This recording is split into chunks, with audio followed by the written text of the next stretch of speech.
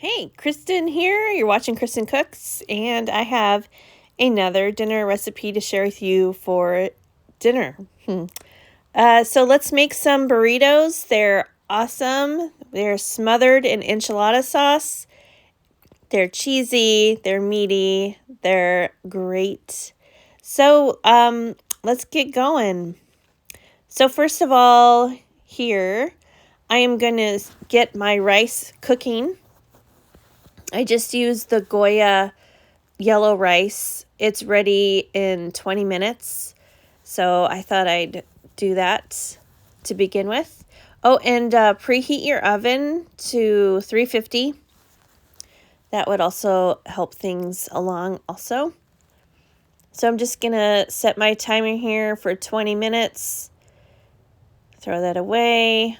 I don't have the lid on the pan. I forgot to do that, but I will put a lid on the pan with the rice so it'll cook more evenly. And then I'm going to get a little skillet here with some olive oil, get that heated up so that I can cook the onion and the ground beef. So I decided to speed up this part a little bit. I'm just peeling the onion, and I'm going to chop that up to a nice dice. Also, I'm going to throw in some garlic too. I'm just going to cook the onion for a little bit before I add in the beef. Right here, just so I can get some caramelization on the onion, because that usually leads to more flavor, right? So I have about a pound of 80/20 here, ground beef.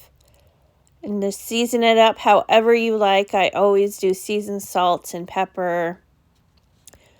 I'll add the spices in after the burger has browned. Just gonna get it all crumbled up here as well as I can.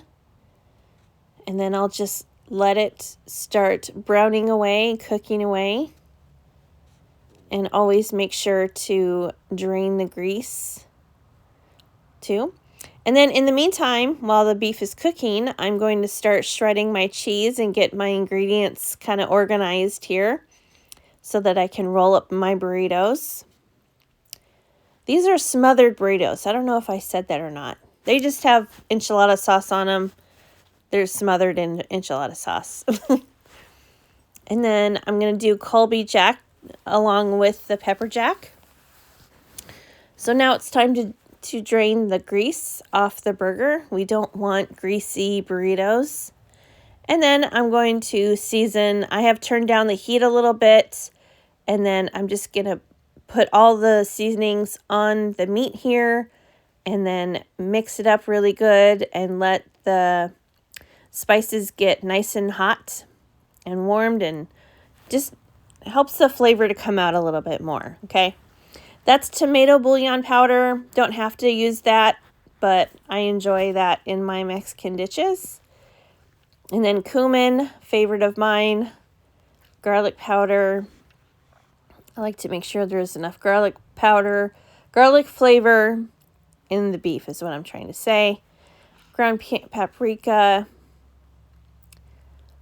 I'm just measuring a little palmful of each is enough. And then Mexican oregano.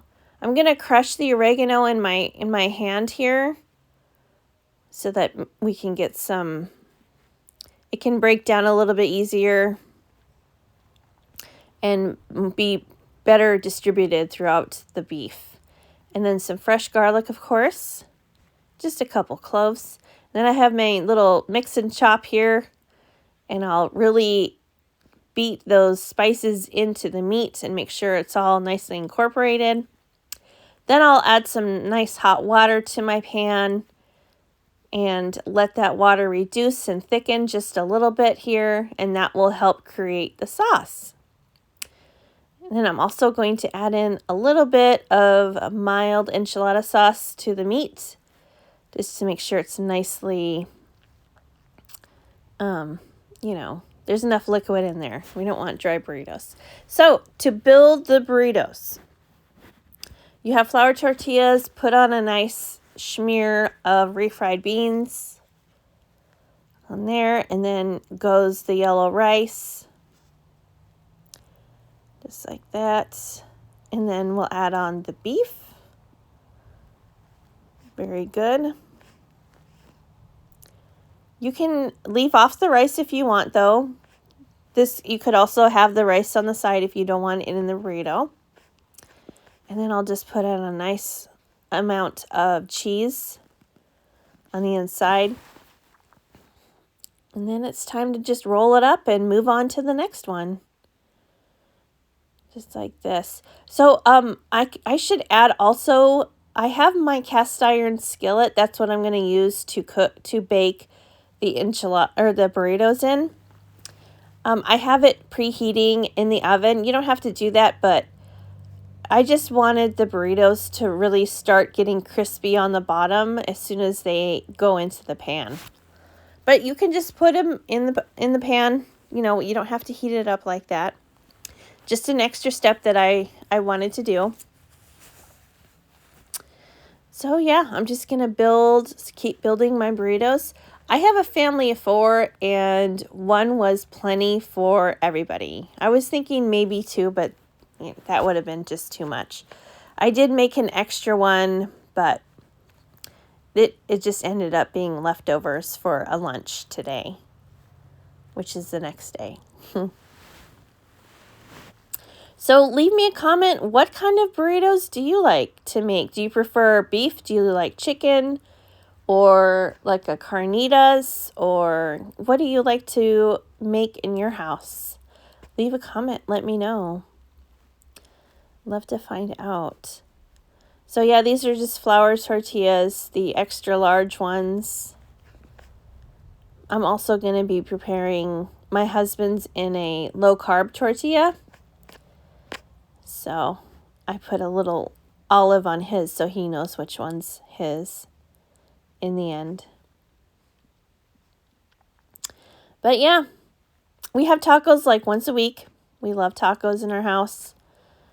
Any kind of Mexican food, like I do enchiladas, like I said, quite often. We have just regular tacos, or I'll make the meat and then just say, you know, do whatever you want with it. But yeah, this is a great little recipe here. I'll have it linked for you in the description. So I'm just putting a nice amount of olive oil in my heated cast iron skillet. I just used the biggest one that I have. It's probably a 12-inch, I think. But then just put all the tortillas in there. This pan could easily fit maybe 6 or 7. So anyway, here they come. They're out of the oven. You bake them for 25 minutes without any sauce on them or any cheese, just like this. And I did brush a little bit of extra olive oil on the tops of them so they could crisp up. And then I just add on the enchilada sauce, put the cheese on there, throw them back in the oven for about 15 minutes. And that's all there is to it. Dinner is ready after that. We served ours with refried beans, so you can have chips and beans with it. And this was a complete dinner. It was great. We were all full. And it was just plenty of food. And I really liked this recipe for the fact that it didn't take too long for me to get these burritos, all the meat cooked, and the burritos took, just not very much time to get it all put together and ready for the oven. I was on kind of a deadline this evening. My son had something to do this night, and I needed something I could kind of make ahead and get it in the oven so that it's ready for him before he had to leave. And this recipe was just perfect.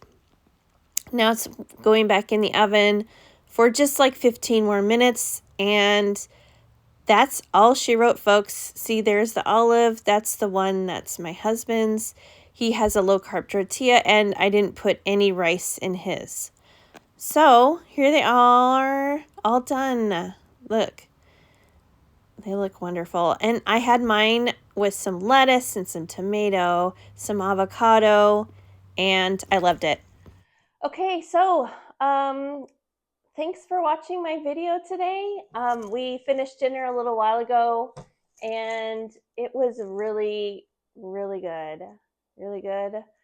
I really liked that the recipe had instructions to cook or bake the burritos for 25 minutes before you put the sauce on. That way the sauce doesn't sogify the flour tortillas, because those are the ones that I used in the dinner.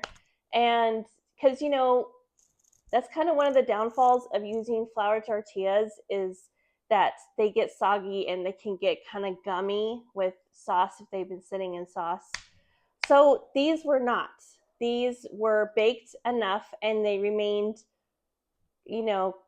somewhat crunchy and crispy even after putting the sauce on and the cheese and all of that.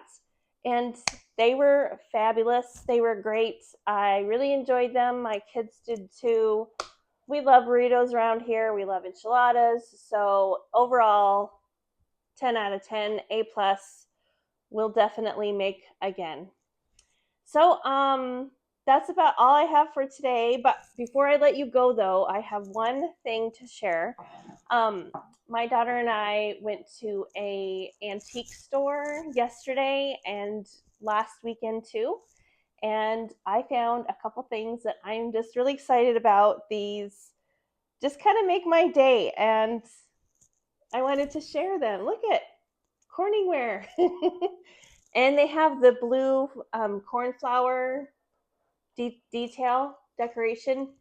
I looked it up on the World Wide Web, and it said that this was marketed from like 1958 through 1987. And this particular, design. And, it just reminds me of growing up. My mom used dishes with this same Corningware and blue flowers. And I found one other thing. Ta-da! It's a sauce maker. I didn't know this existed. And as you can see, I know it's backwards in the camera, but it has measurements up to 4 cups. Yes, in here. Yeah, Corningware sauce maker. And this has a detachable handle. I've seen pictures on the World Wide Web where you can use these on your stovetop, and they're designed to withstand temperatures like over 600 degrees. So you can use these in the microwave, on the stove, well, not on stovetop, but in the oven. And I just didn't know this existed, and it looks brand new. Look at, there is no staining on the bottom or inside anywhere. It looks brand new. So I don't know if this was ever used, but I'm just so glad to have these 2 items in my possession and add to my collection. I really love to get new little kitchen gadgets, and these just make my day. I'm so happy to have them. So anyway, I'm going to quit being a dork. Please subscribe to my channel if you haven't done so already. And I have some ideas for some more videos this week, so stay tuned, all right? Have a good day, have a good night, and I'll see you in the next one.